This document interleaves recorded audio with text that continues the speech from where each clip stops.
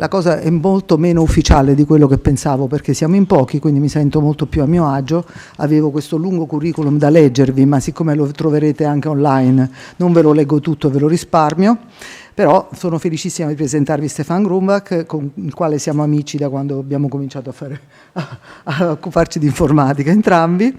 Senior Scientist at INRIA, adesso leggo un po' in inglese così faccio pure un po' di figura che parlo in inglese. Senior Scientist at INRIA, the French National Institute of Research and Digital Science and Technology, is a specialist of data systems. He has worked on theoretical issues in informatics regarding the processing of complex data types, such as spatial, statistical, as well as biological, and has designed the first compression algorithm, BioCompress, for DNA sequences. I didn't know that. His interests have evolved to more global questions related to the impact of digital systems on society, such as the geopolitical implications of the digital, which triggers new imbalances and asymmetries between nations. I would say that this is enough. Is there something more that I should read? Okay, so I leave the microphone to I was going to say Serge. I'm used to that. Yeah. And I will go to my place, please. Buonasera. In fact, Letizia asked me to speak English, so I will speak English because I'm lazy and it would take me much more effort to speak Italian. But you can ask questions in Italian and we can discuss in Italian. But it's easier for me to speak in English. So what I want to speak about, in fact, I worked for many years in computer science and on data. But then somehow I got interested by other things. And for a while, I became a diplomat. And I was a diplomat in China. So I gave up on working on computer science and was more involved in globally scientific cooperation between Europe, and mainly between France and China. And this was essentially the year 2000. And that was a very interesting period because that was the time where essentially all the digital systems that dominate today were constructed. I mean that the big platforms were really started in the mid-90s and then really developed in the year 2000. And I was really intrigued while I was in China by the fact that China was essentially following the US, making big systems, and nothing was happening in Europe. And what was even more intriguing, so I was wondering why is that China is able to build systems of the same size as the US, and why isn't that happening in Europe? And I found no answer, in fact, in Europe. But on the other hand, there was something happening in Europe, which was that essentially Europeans globally, so both specialists in academia, whether in computer science or on China, more political science, whether journalists or politicians, they were all criticizing China for developing its own system and not being open to the global digital world. And Europe was essentially arguing that China was developing its own system because it wanted to impose censorship and essentially police control over the internet. So I found that really intriguing, and this is why I started really working on those issues of the geopolitical of the digital transformation, what was happening, where it was leading to, and why were things the way they were. Now what is interesting is that the critics on China was not saying anything about China. It was saying a lot about Europe. Because the interest of China for political censorship or censorship in general and control of the population was just a very, very tiny part of the interest of China for developing its own digital systems, maybe 1-2%, not more. And so the fact that Europeans believed that China would develop its own system just for the argument of political control was really showing that the Europeans had really little understood what the digital meant.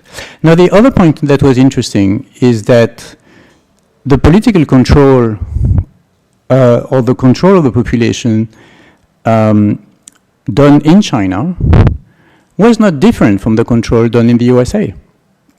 In fact, most of this industry was developed after 9/11. After 9/11, one of the priorities of the American government was fighting terrorism. And to fight terrorism, you need information. And this was just the period where those big platforms were developing, and they were not telecom systems. In telecom systems, you have cables and you have data going in the cables. You can listen to the cables, but those systems were just accumulating enormous quantities of data. So you needed new ways to access this data. And this is what the NSA explained to the American government, that they needed new means, and they got their means. So there were a lot of articles about the growth of the NSA that was upsetting other agencies, security agencies in the US.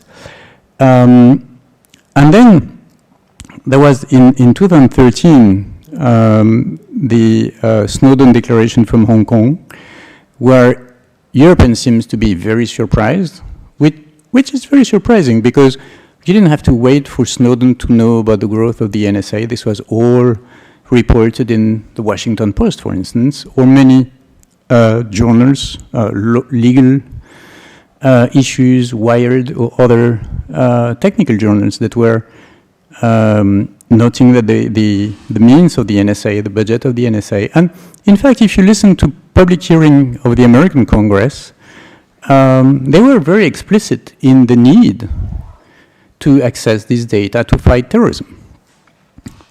So there are a lot of similarities between the American and the Chinese vision of the digital, and there were a lot of similarities 20 years ago. So there is a political vision. So that really brought me to these questions of understanding what was going on in the what it would change in the geopolitical setting, and it does change a lot. So I got more. Then I evolved into understanding not only what nations are doing and how they are positioning themselves in that setting, but in fact to a more fundamental question, which is, why is the digital revolution taking place? And I am a computer scientist. Somehow we collectively work to develop technologies, and these technologies lead to major changes in our societies. But it is not because you have a technology that this technology will be used and will be very disruptive in society. Maybe it will be marginally used. And then there was something new in the sense that it's not like technologies that would replace older technologies because they would be more convenient, and then they would push to more development. So if you think of energy sources and the way energy evolved, of course that triggered a lot of changes in society, but there was a system that was more efficient and that had a lot of advantages with respect to the past. But this is not what is taking place today. There is a replacement of a way to organize human societies by something else. And this replacement is very disruptive in the sense that essentially more or less everything that exists today, essentially administrations, companies, and etc., they are obsolete. They will be obsolete very soon. And the curriculum in universities is obsolete as well. And in fact, universities don't even know how they have to train students, because they don't even know what the students will do when they start working, because we have essentially no idea what the society will look like. So we'll get more into that disruption. Now, the thing which I find really striking is that the digital revolution occurs while we are facing another revolution, which is the awareness of the environmental change. And so the awareness of environmental change, I will call it global change for simplicity, or climate change, because the word is widely used. This forces human societies to essentially change their most fundamental bricks. How to produce energy, for instance, how to produce food. So once you change how to energy in food, you just change the whole of society. So you have these two parallel revolutions. Now, are they parallel revolution? So for me, there is only one revolution, which is that humanity is globally facing a tremendous challenge, which is that it has to change the way it interacts with its environment, and it has to change the way it thinks about itself in its environment, and it doesn't know how to do that, in fact. So that triggers a divide between what scientists say and what politicians do. In fact, we live in a contradiction which is, to my opinion, a real challenge for our societies, because the government has one branch, which is its, I'm simplifying a bit, but essentially the government has one branch, which is its scientific institutions, universities, research centers, and blah, blah, blah. And it has a political branch with the norms, the laws, and the way it administrates its territory. But those two branches are producing content that are in contradiction with one another. So we are based on a political system which is constructed on something that is incoherent. Now, my background being in logic, once you are in that situation, everything is true and false at the same time. So no surprise that we live in a world obsessed by fake news and etc., because there is no truth anymore, and there is no reason why scientists should be trusted, neither politicians. And this is, of course, the trouble of the societies in which we live, but this is a very fundamental trouble, so we will not get out of it easily. Now, if you think of how to take into account climate change, then in fact, the knowledge of climate change goes back in history. In fact, there is an article by Fourier, which was published in, I think, 1827, something like, I'm not sure, about 1820 something. So almost 200 years ago, which states that human activity on Earth will change the condition of the surface of Earth, which will affect probably the temperatures, and so he's really, I mean, he's not demonstrating it, he's unable to demonstrate that, but he has already this intuition that our activity, the fact that we change the surface of Earth will affect the temperature. Now, at the end of the 19th century, I don't go back to the whole history of the 19th century, but at the end of the 19th century, Arrhenius, the Swedish chemist who got the Nobel Prize at the beginning of the 20th century, already has an evaluation of the correlation between the proportion of CO2 in the atmosphere and the temperature on Earth, and he also had an evaluation of how much CO2 is produced by nature and how much CO2 is produced by the human societies. But there is no worry. He's in Sweden. He's stating the global temperature will increase progressively, and given the production of the end of the 19th century, it's fine.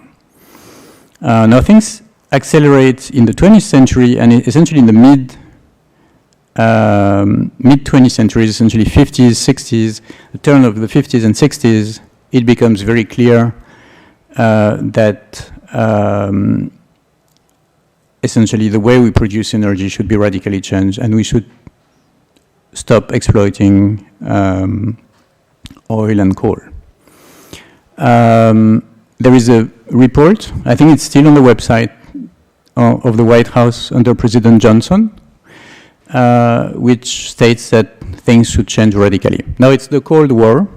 There are other emergencies, and the nuclear risk seems to be much more urgent, and so nobody really cares. And then there is the boom of the 80s and 90s and etc. And here we are. I don't know what will happen. I have some ideas of what will happen, but we need to think about it. But it's a very complex issue. Now comes the digital. So the digital doesn't develop, in fact, in a world which is stable and which is transformed by the digital. It develops in a world which is very unstable and will be transformed anyway, but by whatever, either global warming or the fact that we change the energy production or whatever. So the digital, for me, is emerging as, I will go back to that, but it's emerging in connection with the global context of global warming. Although we tend to see it as very independent, related to technology and economy and etc., for me it is one component. So sometimes I would say, in a way which doesn't really make sense, but just as a provocation, that the digital revolution is somehow caused by global warming. Of course it doesn't make sense, I cannot prove that, but in a provocative way I would tend to say that. So now what is interesting is that those two revolutions can be compared. Somehow global warming is an unintentional revolution. It's the way we think society that had a bug. It's dysfunctional, but we didn't really realize, or we weren't able to act to make it more functional. So it was dysfunctional for a long time, but it's unintentional. Now the digital looks intentional in the sense that there are technologies, companies, and people are adopting these new ways of interacting, and it seems intentional. But is it more intentional? Because if you look at the digital, it would hardly, it's hard to say, but you know, what is the global purpose of the changes that are going on? Is there a global purpose? I mean, are we improving the life of people? What are we improving in having those systems? It's unclear. Of course, on many issues you can say, well, it's fantastic, and there are a lot of things that I do. I mean, I don't remember when we had no search engine, for instance, when we could not access knowledge. This is probably what the part I find the most interesting personally. I'm not saying it's the most interesting for society. It's the part that I am very sensitive to. But it doesn't really have a purpose, and it changes society in ways that we tend to complain against, the same way we do complain about the fact that we are destroying the environment. So in fact, the comparison between the two is interesting and shows that they relate somehow in a complex manner. Now, there are essentially 3 points I want to make. One is this why question. Why is the digital revolution taking place? And for that question, I think we need a historical perspective. So we need to see, to take humanity on the long durée. So look at history and look at how human societies dealt with information and why they were, at some periods of history, very important changes in the way human societies were handling information. And this is the only way we can think about the future. So if we look at the past, then we will be able to think or to make projections of what society might look like in 50 years, 100 years. Okay. Now, So the first question is the why. The second question is the how. In fact, what is the digital really changing? How is it changing society? How is it operating? And the third question is related to my first point. Who is actually involved in those changes? Who is acting, and who is actually dying from those changes or becoming obsolete? And I'm thinking of companies, institutions, but countries as well. The relationship, the power relationship between countries has changed tremendously with the digital. Some countries becoming completely dependent, and other countries becoming much more dominant than they had in the past. But there is a logic behind that and an understanding. So I would like to start with the how question. And for me, there are two very fundamental issues in the way the digital changes our societies. The first is related to the way we exchange. So a society is essentially a machine to allow people to exchange. So following classes in the university, going to see a physician, buying food, of course, and etc. But all our life is based on exchanging with other people. And these exchanges are organized by society. They result from historical processes that have led to the creation of companies, of rules and laws and etc. And this is changing tremendously. So that's the first point. The second point is that, and to my opinion, those are really the two pillars of the changes of the digital. The second one is related to autonomous systems that will take decisions without human interactions, so-called artificial intelligence system. And I think they will change the way we interact in a tremendous way, because, and I will come back to that. So the first point is really these exchanges. So essentially what happened is that if we consider two-sided markets on which you have producers of goods or services and consumers of goods or services, those exchanges, those markets are progressively switching to go under the control of platforms that have no presence on the territory where the exchanges is performed. So let me take the example of taxi companies that were handling a lot of aspects of the taxis, the cars, the drivers, the insurance, the legal regulation of the city in which they operate, and etc. And they were replaced, or are under replacement, by companies that operate from a remote place. They have no presence, no activity on the territory, and they are only involved in intangible exchanges. So they connect passengers with drivers. They can ensure the payment. So all this is intangible, and they operate from wherever on Earth. It doesn't matter. They're not on the territory anymore. So the major change of the digital is that exchanges, whatever they are, will be progressively handled by people who are not involved in the material exchange. And it will be administrated, controlled, decided by those people working on remote platforms. Of course, it is very conflictual, and Uber is a good example, because Uber has even conflicts with the city of San Francisco, where it is based.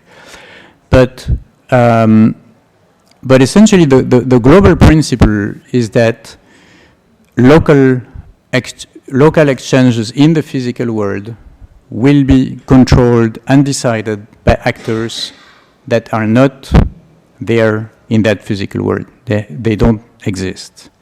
They use, of course, digital infrastructure to carry on their data, but they are not on the territory. And I think this is a very fundamental change. It is very fundamental for many reasons. First of all, it completely changes the type of services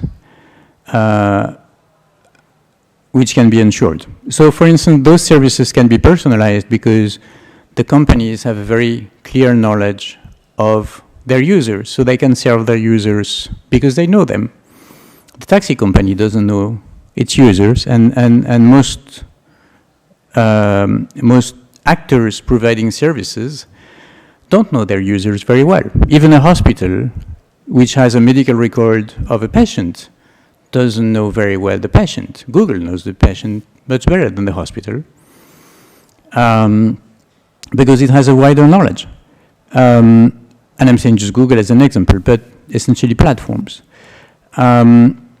So there is a quality of service which is related to the personalization. Then there is a capacity to compare people and to recommend things that are relevant for those people because those people look like other people, and that can be efficient in the commercial arena, but it can be extremely efficient also in the medical domain, where instead of being alone with an illness, then you're in a crowd of people who have the same type of illnesses and conditions and etc. And that can, of course, create a lot of knowledge and help you.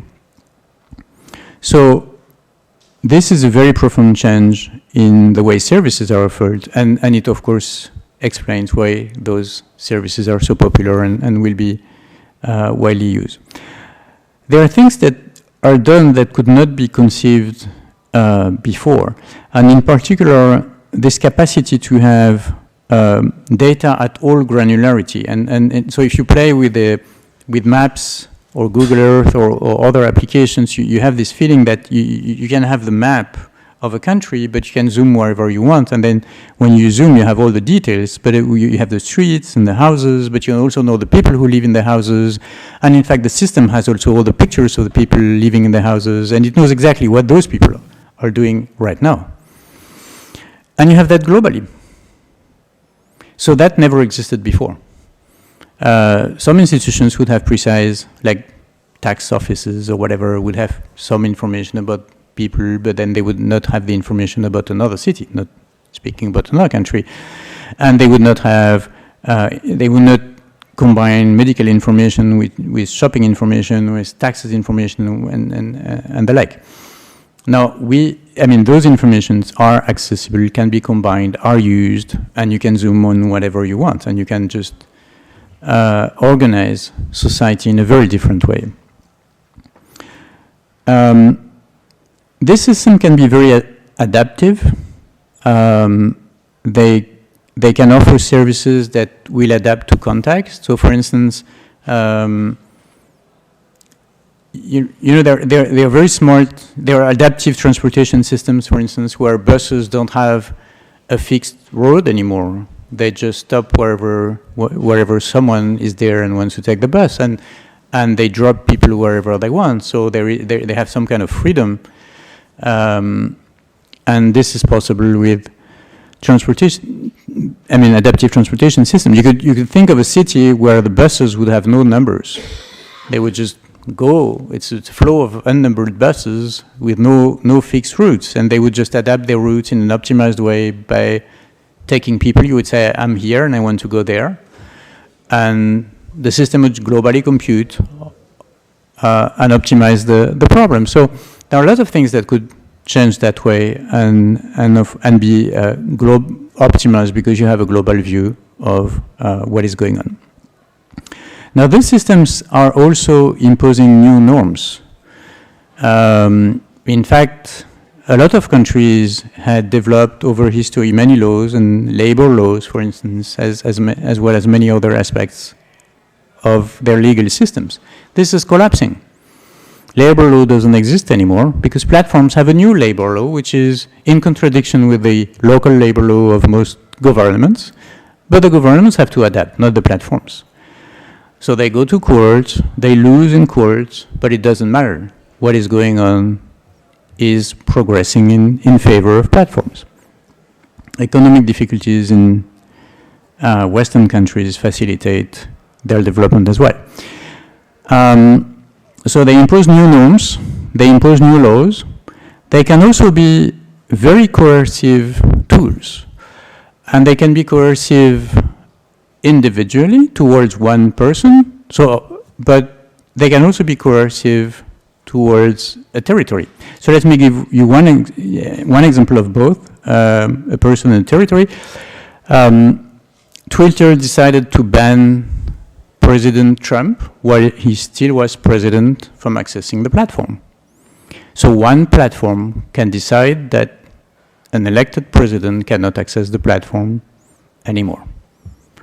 So somehow the platform can take a decision which is against the interest of the president of a nation. So it's not just a random person. Another example is the way,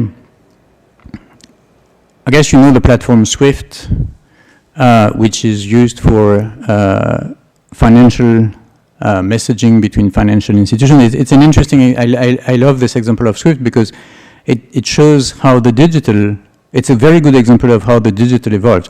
In fact, in the after World War II, in the 50s, 60s, when the world machine was starting to exchange commercially again, the banking system was very inefficient, and just for any commercial exchange you had a payment, but for the payment you had many exchanges between the two banks at the international level, and they had to make sure and exchange as many telexes and etc. to make sure that the sender of the telex was indeed the right bank. So they had protocols to validate that, but it was a pain. So at some point, while exchanges were increasing, that really became a burden, and some people had the idea that that should be simplified, and there should be a possibility to really authenticate the banks, and there were several proposals. One of them, a European proposal, which was SWIFT, which was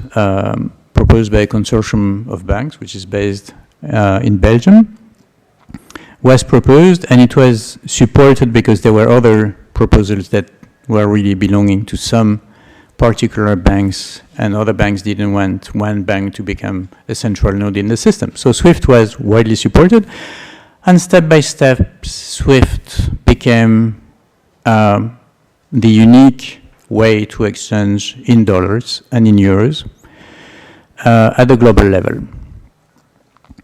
And SWIFT was just a platform, so it's not a platform that normal users use, it's a platform that financial institutions use, but anytime you would send money to a foreign country, you would use a SWIFT message. So it was facilitating transfer between financial institutions, and that was it. But it had a lot of data, in fact. And so at the end, during the 90s, in fact, the American government, so they wanted a backup of SWIFT in the US, so they got a backup of SWIFT in Virginia. You know, Virginia is a state which has where essentially a lot of the data analysis, the intelligence services are based in the US. And in the 90s, they wanted to access the data of SWIFT for money laundering purposes, for the fight against money laundering, and SWIFT refused.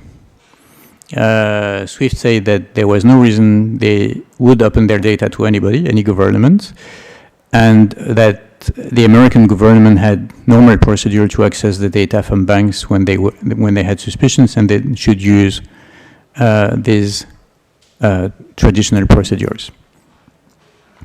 Now, after 9/11, the picture changed because the law to fight terrorism in the US, as well as in other countries that followed, became very invasive in the sense that if you somehow helped terrorist activity, even involuntarily, you would be held responsible for that.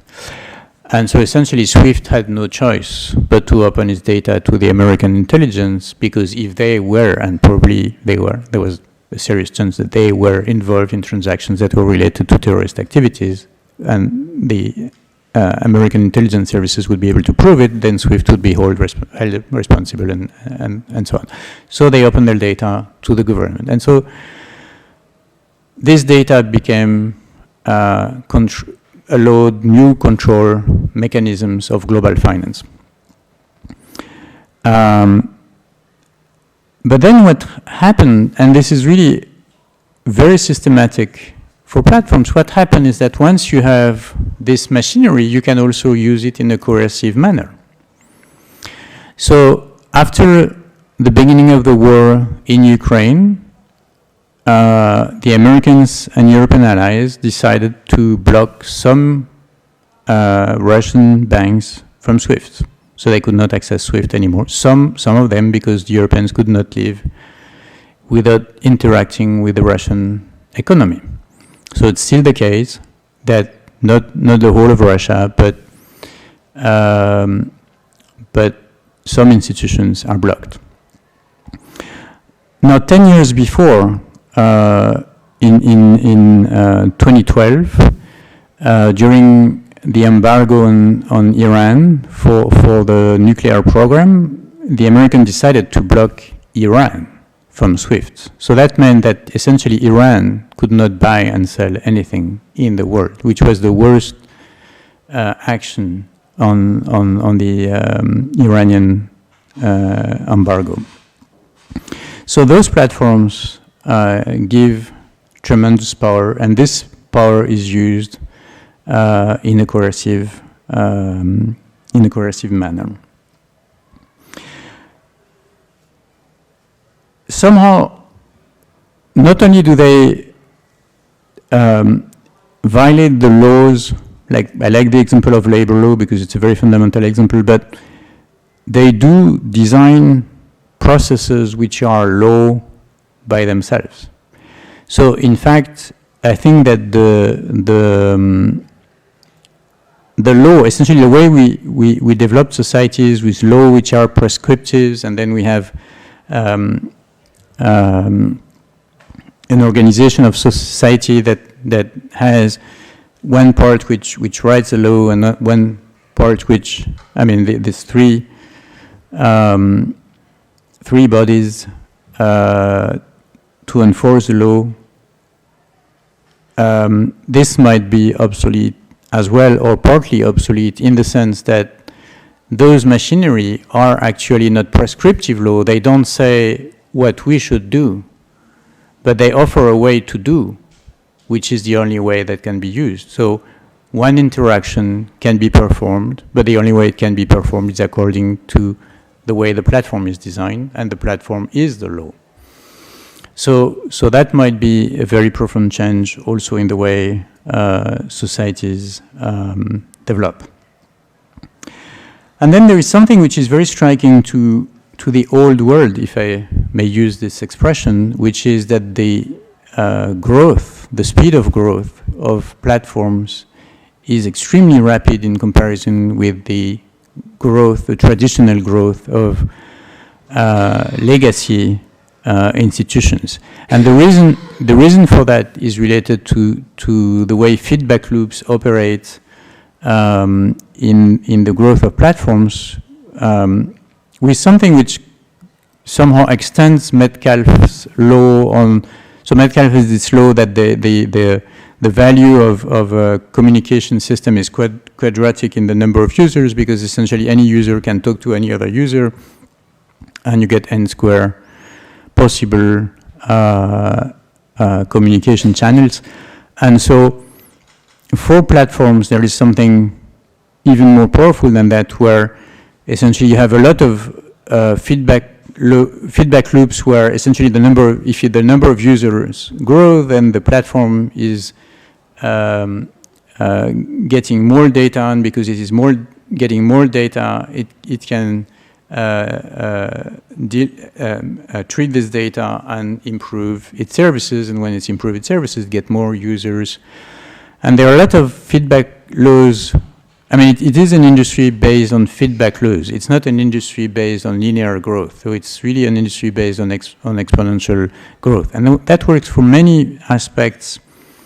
If you take the search engine, for instance, where with the so the search engine, the more user it has,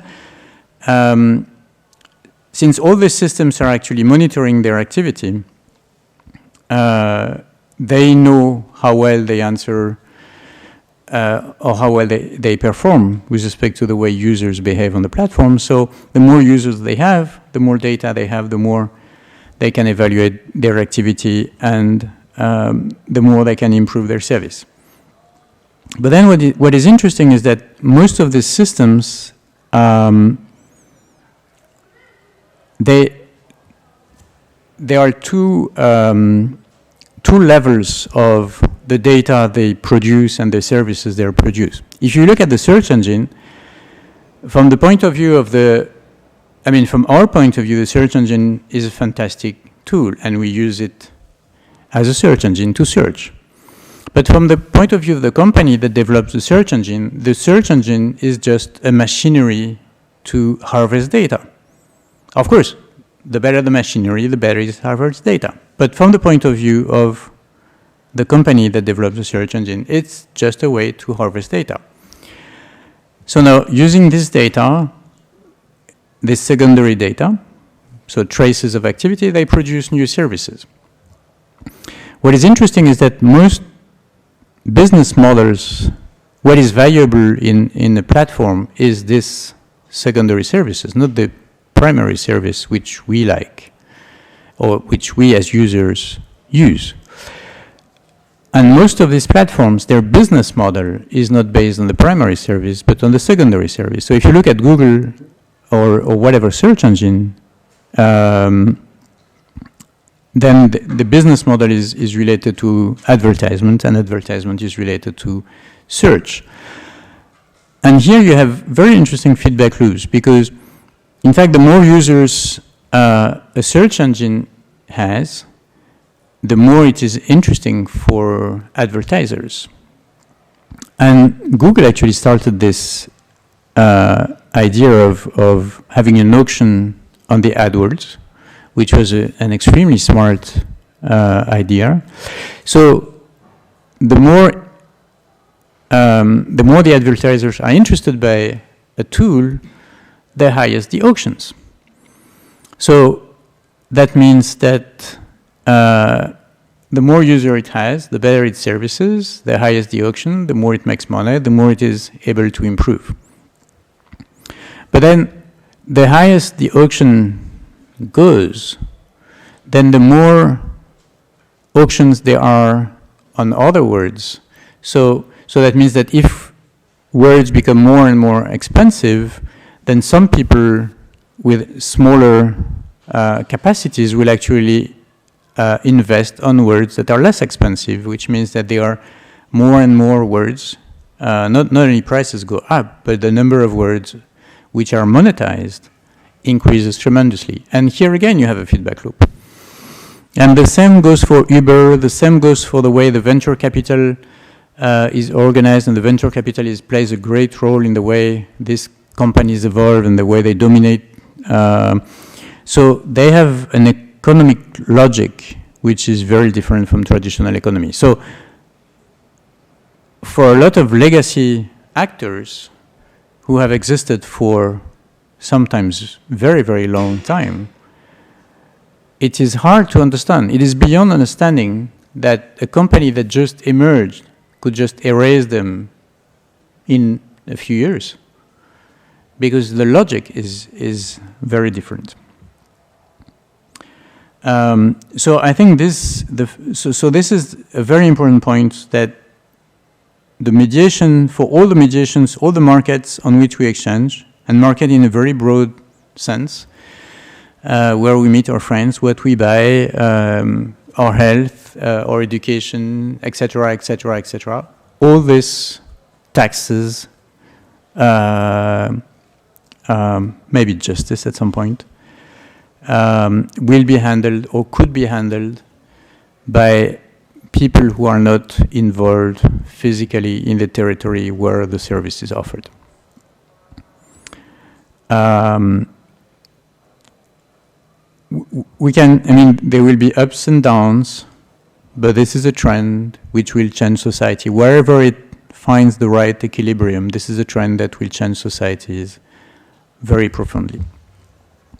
The other aspect that I think is very interesting and somehow fascinating today is autonomous systems. So the fact to have machines that can take very complex decisions independently of any human interactions.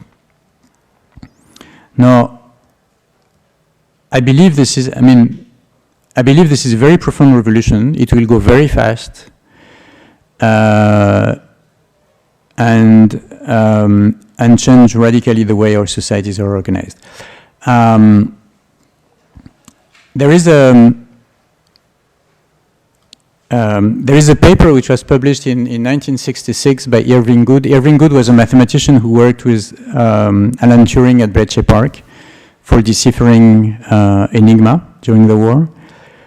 And he wrote a paper in 1966 about super intelligent machines. And so he said that, I think he's the first one to have made that claim, that if humans were to invent super intelligent machines, then that would be the last invention that humans are making. Because super intelligent machines would then invent new generation of super intelligent machines, which of course would be much more intelligent than the machines that humans could be able to invent, and that would be it. So I think this is where we stand now. And so there are a lot of issues. There are political and ethical issues. I think that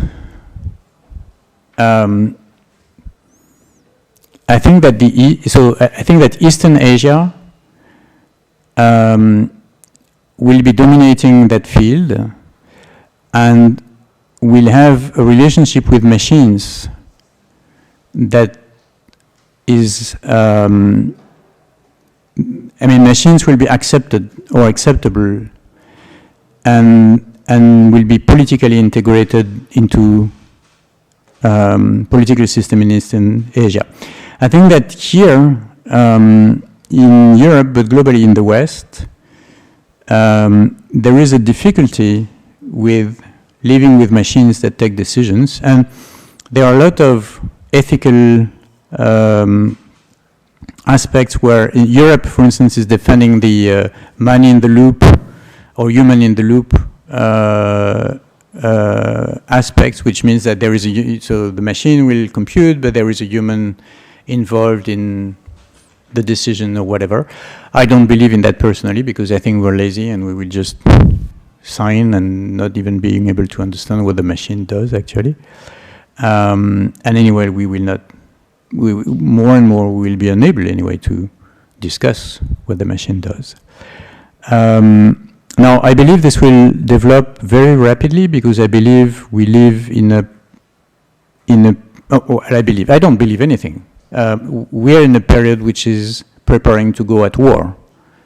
So I don't believe that. This is just a fact. Just look at military budget in all countries, military exchanges today, new alliances, and etc. And you see that we are preparing a war. It doesn't mean the war will happen, but its probability has tremendously increased and increases every day today. I mean a global war, not just a war in one country. And AI, as many other technologies, most technologies that we have been developed for war. A lot of the technological breakthroughs have been developed for war, and this will obviously be the case of AI, and I think that AI is mainly designed for war. There are very explicit texts about that, whether in the US, in China, or in Russia, for instance. By the way, AI plays a very fundamental role in the Ukrainian war today. So I do believe that this will develop very fast, and we will live with machines that take decisions. So we could imagine that a lot of decisions of the Italian government are taken by a machine. We could imagine in France, no, I cannot say it. We had some difficulties with our retirement laws recently, so we could imagine that a machine decides the good way to define the retirement laws, and maybe it would perform better than humans. But I believe this is where we stand. So we stand in a period where things will change very fast and in ways that we have difficulties to understand, to accept, or to know how to behave. So I do believe how much time do I have? Okay. So once I'm hungry, I stop. So I do believe that we're... Yes, okay. So I do believe we are at a point of very major transformation of society. So, and here I will only say I believe, because there is no way I can really prove anything, but I do believe that this is probably one of the main transformation of human societies.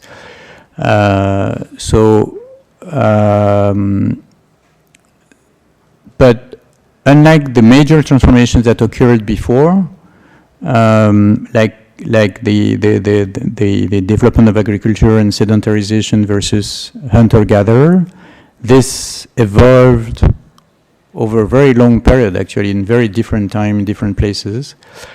This is happening globally, and this is happening at very, very high speed. But then I believe that, in fact, we are, if you look at the history of humanity, you can see this history as a history of complexity. In fact, with just the population growth will trigger complexity increase. The density will trigger the development of administration of cities and writing and administration and etc. and etc. And in fact, the 19th century is interesting with that respect, because after the Industrial Revolution, there were a lot of accidents, and a lot of accidents were related to the insufficient mastery of matter, of steam engine or whatever, but a lot of them were related to information systems. And so if you think about train, I love this example of train, but one train is a steam engine, but two trains is an information system. And in fact, if you remember the pictures of train lines, train tracks of the 19th century, there is always a telegraph line along the train track.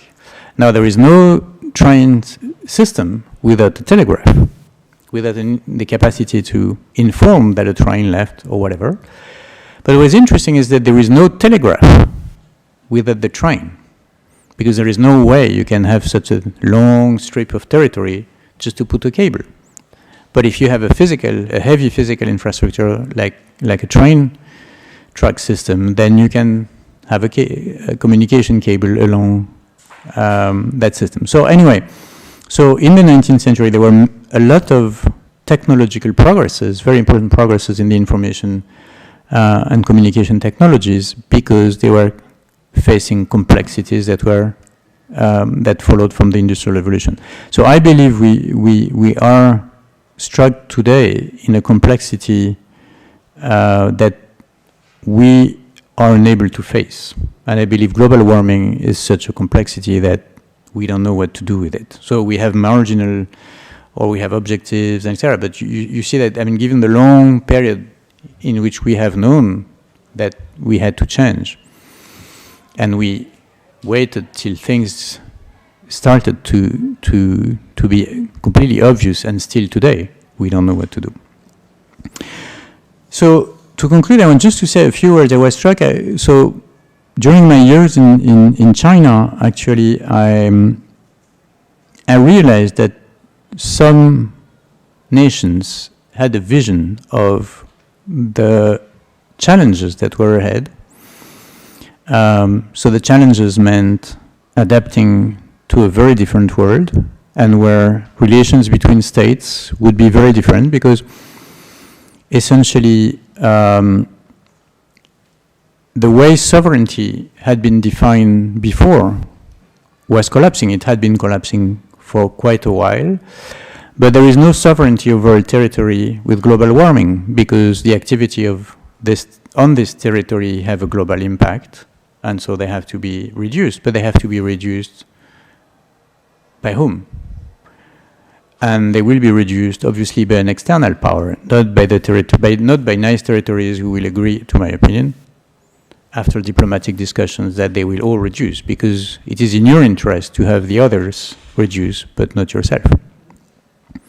So that's the cause of very big conflict. But then the digital is the control system of this reduction and the capacity to impose this reduction. So there are two hyperpower, China and the US. We perceive China and the US as very different.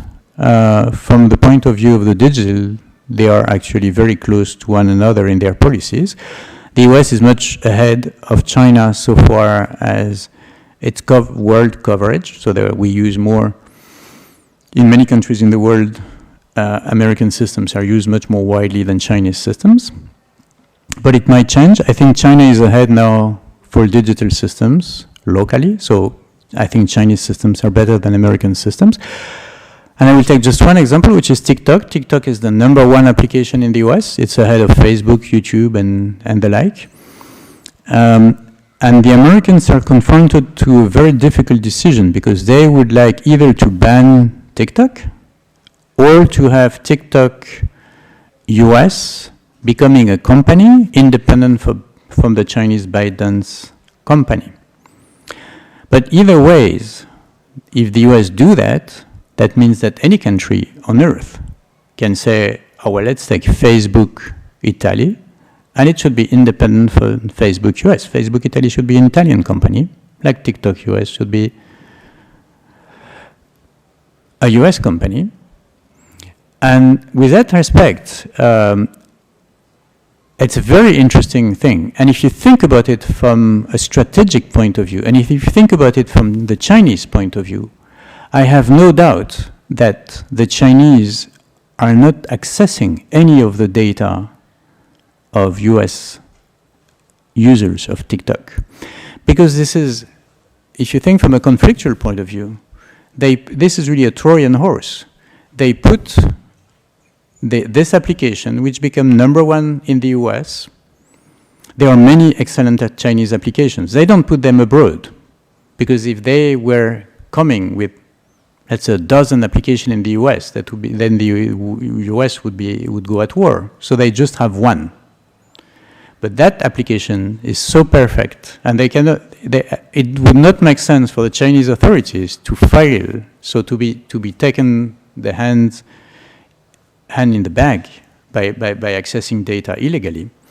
So I'm sure they don't. It would be very stupid from the point of view of China. But that is really putting the US in a very difficult situation, because in fact, if whatever decision they take, other countries will follow, with respect not to China, but to the US. So that's a very difficult position. And then I want to conclude on Europe, because I have been, it took me quite a while to understand why Europe had been completely out of this game and had no vision, in fact, and was unable to develop any system, and had arguments. So for instance, in France, we're very proud of our level in AI, and people say, well, we have very good engineers, we're so good, and they even get hired by American companies. But for me, this is a demonstration of the weakness of France. We don't hire American scientists. We're exactly in the situation of a poor country, which is its elite leaving to the strong country. And it is used as an argument to show that we are strong, but it is an argument that shows that we are weak. So I mean, that's a topic I spend a lot of time on, to think, why is Europe in that situation, and what is the future of Europe? And so I have doubts on that future, but I will conclude on that. Thank you. Grazie.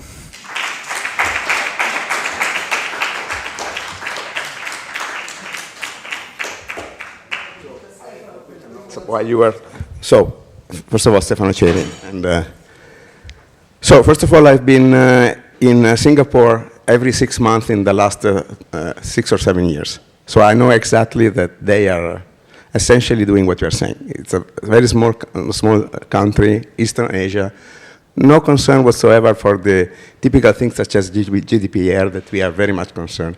We had a committee that was flying to Singapore in order to select their best proposal because they wanted to choose the best. We didn't have any interest. This is how they do selection. Very, very smart, very good. And the example of the bus that makes a route is exactly what happened in Singapore. So first consideration. Second consideration, it is not possible to infinite growth because if you don't evolve the experience, you will lose your customer. So essentially, Google is continuously evolving. It will never stop. I think in the end they will win the AI large language model because they have the best engineers. And even today, it is clear that they are coming a little bit. And why they are so strong? Because they have the long tail. You mentioned the long tail. The long tail is essential because what they do is to buy those markets where and nobody can go. Okay, another point. I was in the 80s. I was at the Sigmod lunch, and the DARPA director came and he said, "You do your research. We will make a good use of it." And at that time, I was paid on DARPA because it was Gio Widerol's funding, and I realized that we have to be very careful about what we do, because if DARPA can take advantage, it means the military. So I asked Gio, please don't put me on DARPA money for the future, because I don't want to have anything to do with that. So we have, and this comes to the point of why we are in university. We have to not only to give the technology, but also give the awareness. The people have to understand what they are doing, and in particular in engineering faculty, as we are here in Politecnico, we should not just build the best possible technology, we should also be aware of what the technology will give or will take off out from the people. So I think these were my main concern. Another point, we have two technologies which have been successful in Europe. So one is Swift, the other one is Amadeus. And why is it? Because these were technologies were dealing with data heterogeneity, with differences. In Europe, we have a lot of differences between banks, and Amadeus is a concentrator of flight. So we are good in those things where heterogeneity is high. So this is our only asset, I think. We should be stronger on those assets because this is what we can do the best. Okay, this I think was my comment. Thank you, Stefano. I want to add something about, you're teaching in Politecnico, but there is a debate currently in France about the nuclear energy, because somehow France is losing the mastery it had on nuclear technology. And there is a former director of the Institute for Security of the Nuclear Industry in France, who's a physicist, and he said recently in a public hearing in the Parliament that inside the French government, globally, the public administration, there was not a single person who had an engineering capacity to understand the nuclear. So I teach in political sciences now in Paris, but I do believe that there is a tremendous gap between governments who have a very strong technological vision and governments which is the case of several governments of Europe, who have really little vision of the technology in general and of the future of the technology. So you should teach government. You should also teach government or future government people. I don't think that problem of Europe is awareness. I think we are too much aware of some of this problem. I think the problem of Europe is to find a business or industrial model to counteract something. So I don't agree with Stefano that we just need to teach awareness. We need to think about different. I mean, if we don't like this industry evolution, we don't like this business model, we should develop different industries and different business model. So the problem is, I don't see not even the starting point of developing alternative industry or business model. And so I don't think just, otherwise awareness means we do this silly European regulation about privacy of data, which means I sign a lot of paper without understanding what I sign. We stop chat GPT for a month, so because we are aware. Unless we develop something different, we will be colonized by either China or United States. Then we have to decide which one we want. But so we need to develop a different, and I don't see Europe moving anyway in this direction of developing alternatives. That's right. I don't see it either, and I wonder, I mean, what are the European values that would be different that we would like to implement? I'm not sure. Yeah, I see different values between Asian systems and American systems, for instance, or Chinese systems and American systems, and the values can be compared. I would take a very neutral position. They have very different values, but there is no way you can say one has better value than the others. There are much more social values in the.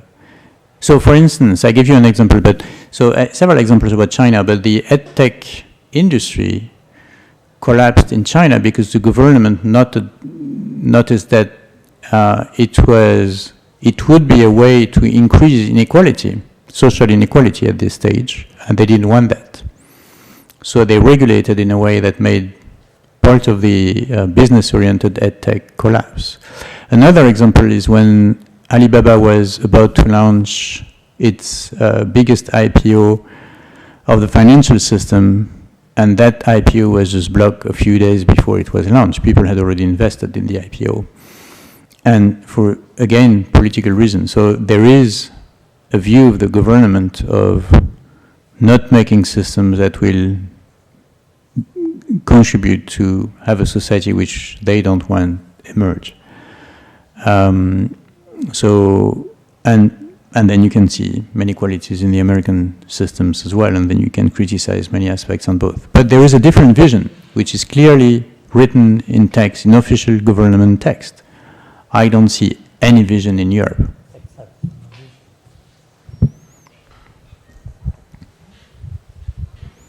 After this, we all commit suicide or what? No, we go for dinner. Europeans are better going for dinner. Yes. Particularly Italians. So no more questions. I had a couple of very, very technical questions. I will ask Stephane in front of something that we eat. So it's very, very small with respect to what you have been saying up to now. And I thank you for your attention and for coming. And especially I thank Stephane for this let's say, illumination in many senses. So thank you very much, and have a good evening.